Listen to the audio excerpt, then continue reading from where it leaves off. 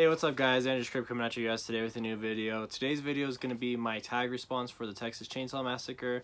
I was tagged by Andrew Ballina. I think I got your name right. I know I heard Horror Man say it in a video a while back, but hopefully I got it right this time. I know you tagged me a couple days ago, buddy. It's been a slow response. Just been super busy, but I'm finally getting to it today. So he asked us 9 questions from related to the series Texas Chainsaw Massacre. So I'll go ahead and jump in with them. So number 1, do you consider Texas Chainsaw Massacre a slasher film? Yes, absolutely. One of my all-time favorite slashers of all time. I definitely think it was one of the first slashers of all time. And it's absolutely fantastic film, fantastic franchise. Love it. Question 2, rank all Texas Chainsaw Massacre movies from best to worst. My favorite is a no-brainer. That's easily the Texas Chainsaw Massacre Part 2. I know most people are probably going to agree with number 1, but this is the response, and this is my personal response, and I absolutely love number 2. I love the story. I love the characters. Honestly, the movie's all made by Chop Top here, one of my all-time favorite characters. I absolutely love this guy, played by Bill Moseley. I had to show my cool figure for it. But yeah, I mean, I love him. I love Stretch. I love the soundtrack. I love the whole setting, you know, being underground. It's just so epic. It's just a fantastic film. I can watch it over and over again. Right behind number 2, I have to go with the original. I mean, it's the one that started it all. Absolutely great film. Can't go wrong with that. The next one, I might be a surprise to some people, but I actually really like it, and that's the remake. Not everyone has a great taste for the remake. You know, I absolutely love it. I think it's entertaining. I do enjoy the first one more, but sometimes I find myself revisiting this one just a little bit more. I think it's really entertaining. It's not the best film, obviously, but I can just really sit back, enjoy it, watch it. I think it's great. Next is one I actually don't personally own. I had the DVD, sold it off because I was planning on buying the Blu-ray that recently came out. However, I'm in slacking and I haven't even picked up the Blu-ray yet. That's going to be part 3. And then we have The Beginning.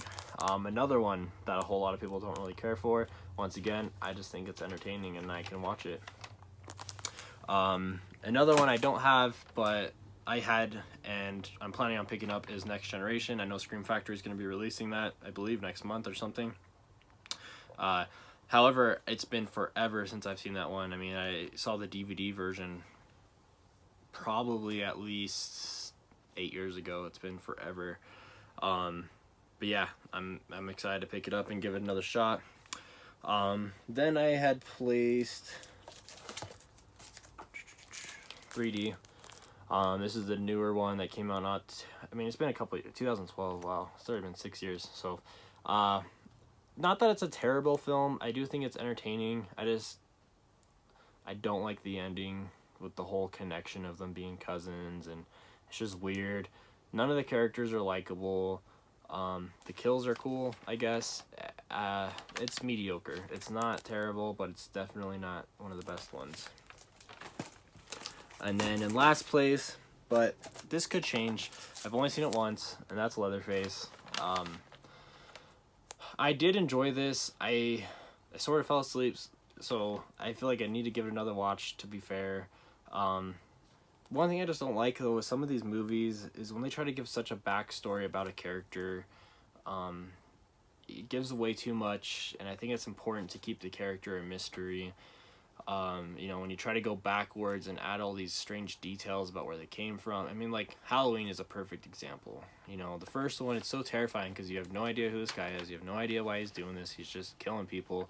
And then you go forward into the franchise, and then they just try to back the story up and add all these weird details about him and what, you know, and it makes the fear factor definitely go away. And you know, I get this isn't trying to, you know, this is just explaining him when he was a child and just kind of how he grew up to be into this, you know, this family he was raised by, and it's definitely interesting, but it falls probably in last place for me. I might give us another watch soon enough, and, you know, maybe that might change my opinion, but for now, last place is going to be Leatherface. I believe that's all the films. I don't think I'm missing one. There's so many out there. I could be. But going to question number 3, do you consider the 2003 remake a good one? Well, I kind of already answered that. I actually like it. Not that it's an excellent film. I think it's very entertaining. I think the kills are great. The characters are likable to an extent, and it's a fun watch. I mean, kind of like Friday the 13th, the remake. Some people might hate it. I'm one of those people who actually love it. Now, does it compare to the original? No, but I think it's just entertaining, and you know, regardless, it's hard. All right, I'm sorry, I'm kind of going off on a limb here.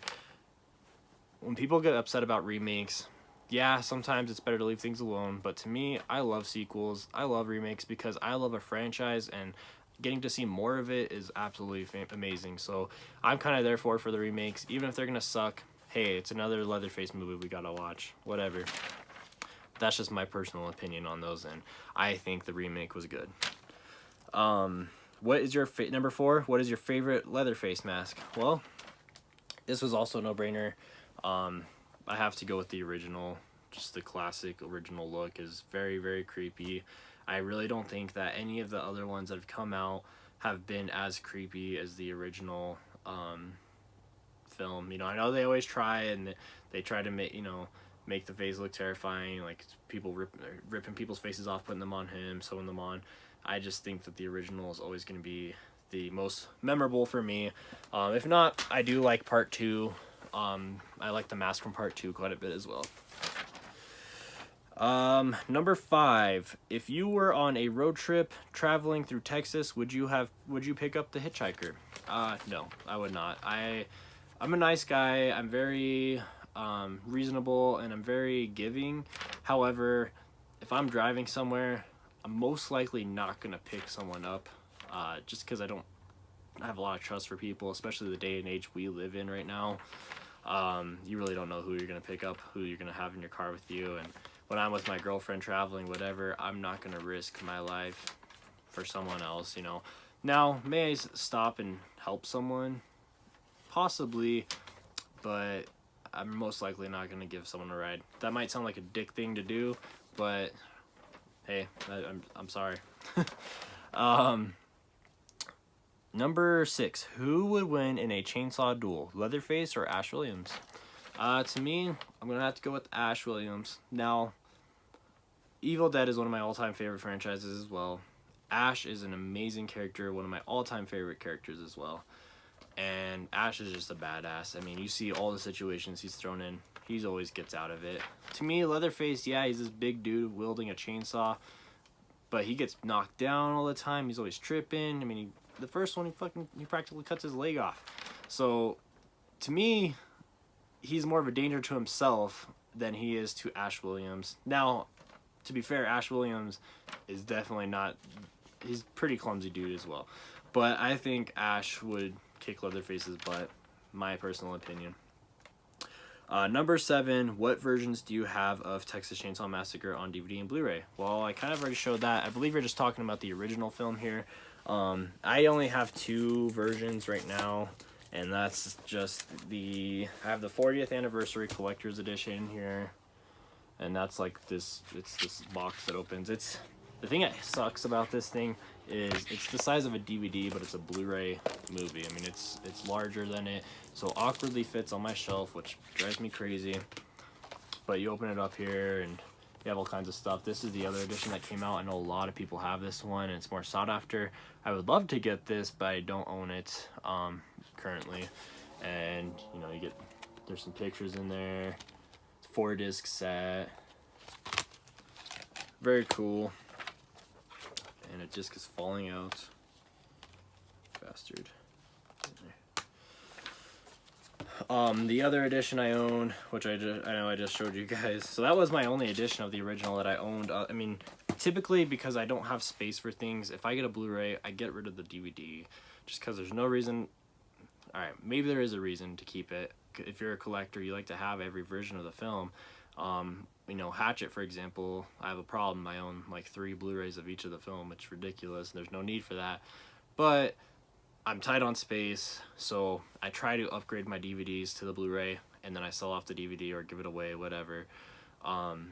just to conserve space. If I had all the space in the world, I would absolutely keep every version of the film on every format possible. I just can't do that. So that's why I only had that edition for the longest time.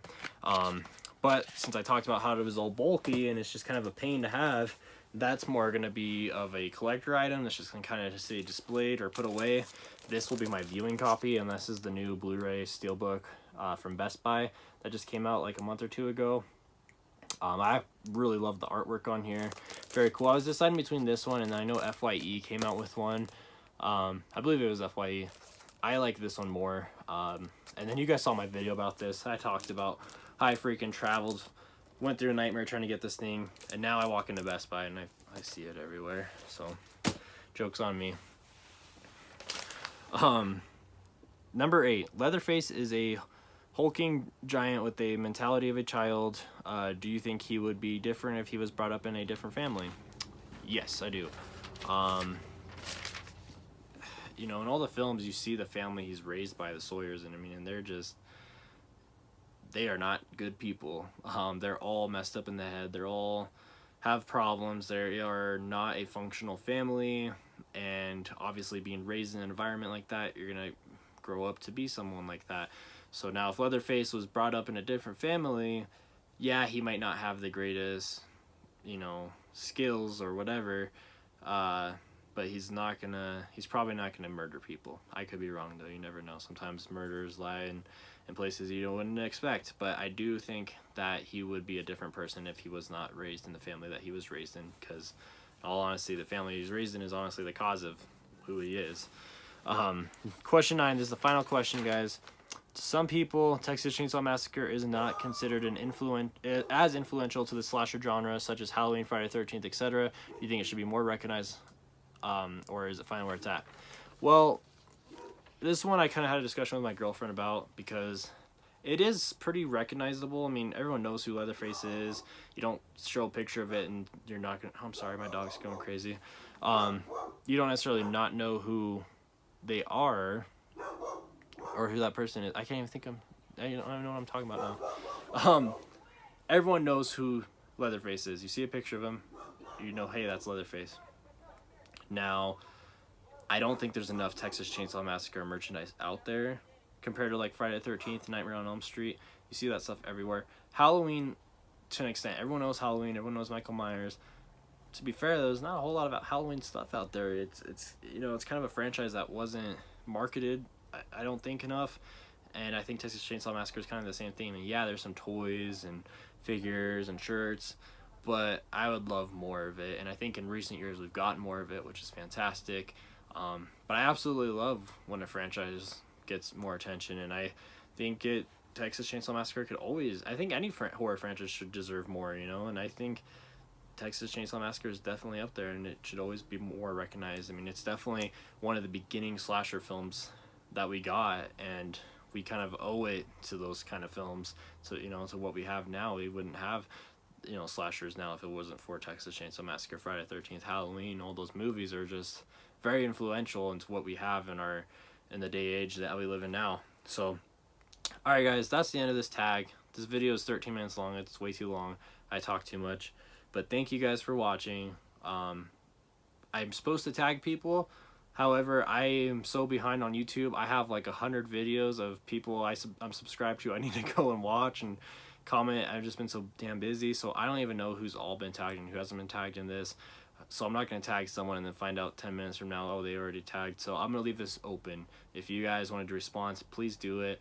And I would love to see a response. So just comment in my video with the link to your channel or your video with that response, because I would absolutely like to watch it and see what your thoughts and opinions are. Thank you again, Andrew, for tagging me in this. Like I said, I hope you got your name right this time. This was a ton of fun. I really did enjoy doing this. So I'll leave his channel down below as well, so you guys can make sure you go check him out. He's an awesome dude, super cool channel. Great content, buddy. I thank you guys again, and I'll see you guys in the next one.